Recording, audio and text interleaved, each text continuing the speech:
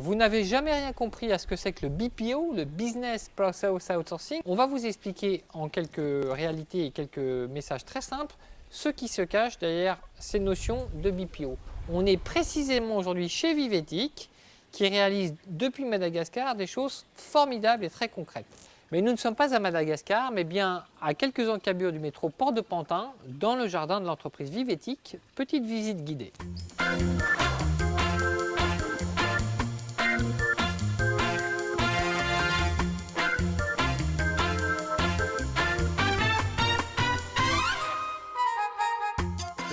Elles cherchent très fréquemment à essayer de fidéliser leurs consommateurs, notamment elles utilisent une recette vieille comme le monde qui est la carte de fidélité.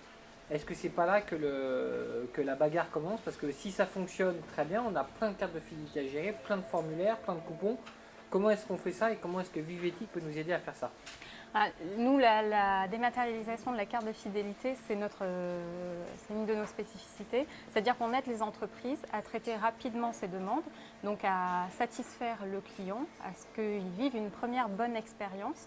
Donc nous avons un matériel qui nous permet de traiter de façon industrielle ces cartes de fidélité, ici en France et puis à Madagascar avec l'injection des données dans les CRM du client, ce qui est une valeur ajoutée pour fidéliser le client. Donc vous voyez Annie qui est en train de traiter justement des coupons. Donc les documents sont passés sur le tapis de numérisation, on voit un aperçu sur l'écran. Et lorsqu'il y a la détection d'un problème lors de la numérisation, la machine le met en avant, donc un arrêt de la numérisation, et puis Annie va corriger ce paramètre, soit renumérosé, soit valider que le document est bien numérisé. On est capable de traiter une carte de fidélité, oui, en 24 heures, où ça donne 2-3 jours pour le client.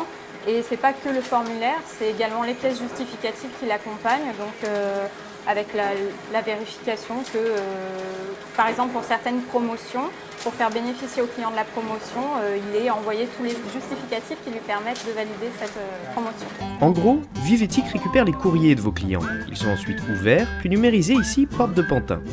Les bases de données sont envoyées à Madagascar, et là-bas, des équipes dédiées prennent le relais pour être à l'écoute de vos clients. Et cette organisation optimale a séduit des clients prestigieux. Vivetic effectivement s'occupe de toute la gestion de la relation client de Price Minister. La force de Vivetic, c'est effectivement sa capacité à dimensionner un plus grand nombre de conseillers, d'augmenter effectivement la proportion de l'équipe pour réceptionner un plus grand nombre de flux suite à des opérations commerciales, marketing que peut opérer Price Minister. Et tout ça dans un délai très court. Il nous est arrivé à l'espace de 3-4 jours de pouvoir augmenter l'équipe de 20%. Parce que la semaine précédente, une opération marketing a été lancée à grande échelle sur l'ensemble du site Price Minister. Reprenons.